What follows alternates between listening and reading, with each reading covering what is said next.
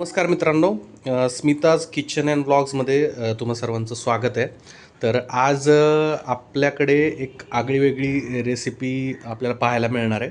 त्याचं हे साहित्य इथं ठेवलेलं आहे. तर साहित्याविषयी माहिती सांगण्यापूर्वी आपण काय करणार आहे ते विचारूया. तर या आहेत आमच्या सासूबाई म्हणजे स्मिताची आई. तर काय करणार आहे आज सांगा. शेंगदाण्याचे लाडू, शेंगदाण्याचे लाडू. पौष्टिक लाडू. अच्छा अच्छा.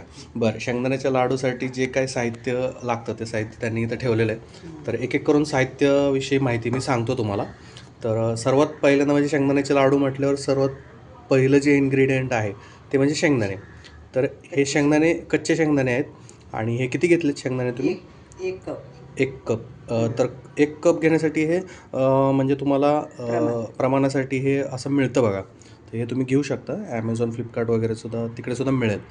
तर यासाठी हे 1 कप शेंगदाणे घेतलेले आहेत. त्याच्यानंतर खजूर खजूर खजूर किती घेतले? अर्धा कप खजूर. त्याच्यानंतर बेदाणे किती घेतले? 2 टीस्पून. 2 टेबलस्पून. त्याच्यानंतर हा आहे किसलेला गूळ किती घेतलेला आहे? 3 टेबलस्पून. त्याच्यानंतर हे आहे 2 टीस्पून. 2 टेबलस्पून तूप, साजूक तूप. आणि ही आहे वेलची पावडर अर्धा टेबलस्पून. तर आता आपण सुरुवात करणार आहोत. तर सुरुवात करताना सर्वात आधी काय करायचं सांगा. काय करणार आहे तुम्ही? शेंगदाणे भाजून घ्यायचे. मंद आचेवर हे शेंगदाणे भाजून घेणार आहोत. तर हे शेंगदाणे व्यवस्थित आपण भाजून घेतोय. लक्षात ठेवा की मंद आचेवर भाजून घ्यायचे. शेंगदाण्यांचा रंग बदलत चाललाय बघा.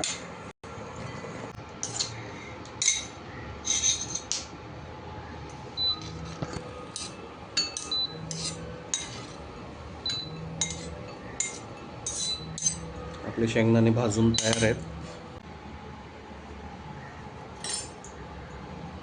आता साजूक तूप किती चमचे घ्यायचं?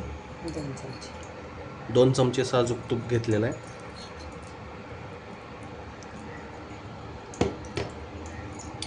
खजूर टाकायचे. त्या तुपामध्ये खजूर थोडी परतून घ्यायचे. हे सुद्धा मंद आचेवरच घ्यायचं ना?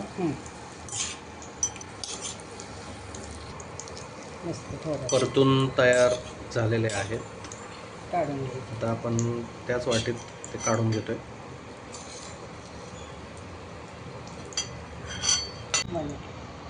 आता आपण मनुके घेतोय. त्याच तुपामध्ये मनुके सुद्धा परतून घेतोय. किती वेळ परतायचं आहे? 1 मिनिट. 1 मिनिट.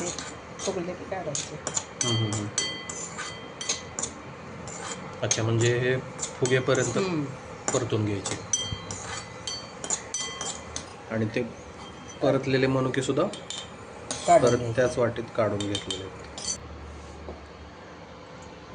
शेंगदाणे सगळे थंड होण्यासाठी एका ताटलीत काढून घेतलेले आहेत. त्यानंतर सर्व मिश्रण आपण मिक्सरमधून काढणार आहोत. शेंगदाणे गार झालेले आहेत.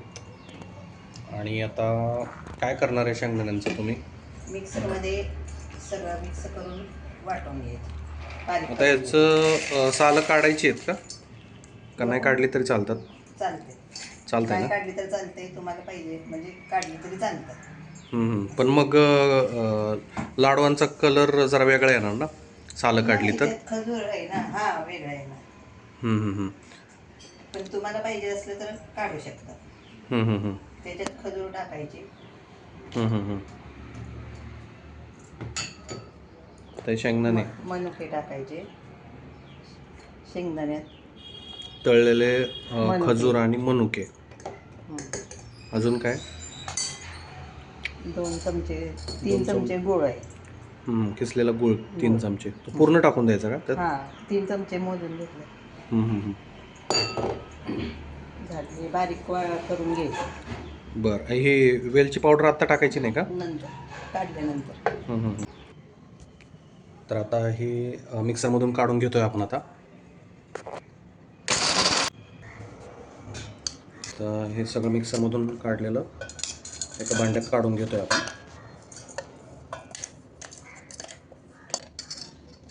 त्यात वेलची पूड टाकतोय.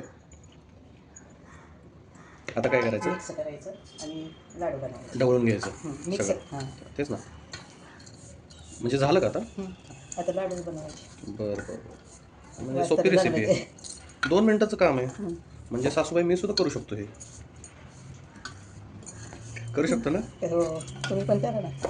मी पुढची रेसिपी मिस करतो हां. आणि मग मिस टाकतो बघा. वाट्याला तर आता हे सगळं मिश्रण मिक्स करून घेतलेलं आहे. आता आमच्या सासूबाई याचे लाडू वळणार आहे. मग आपले शेंगदाणा लाडू तयार होतील.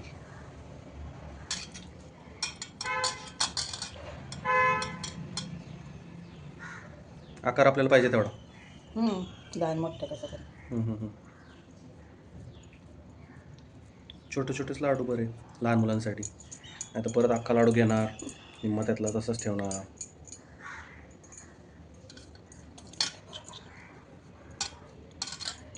लगेच होते. किती 5 मिनिटात होतं हे सगळं.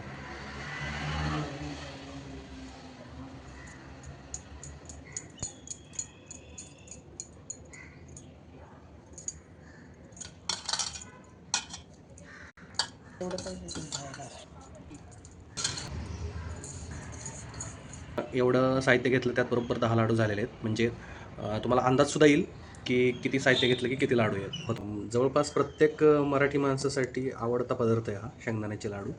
तर तुम्हीसुद्धा करून पहा आणि कसे झाले ते नक्की सांगा. आणि सर्वात महत्त्वाची गोष्ट म्हणजे स्मिताज किचन अँड ब्लॉग्सला लाईक करायला आणि शेअर करायला, सबस्क्राईब करायला, तसेच कमेंट करायला अजिबात विसरू नका. धन्यवाद.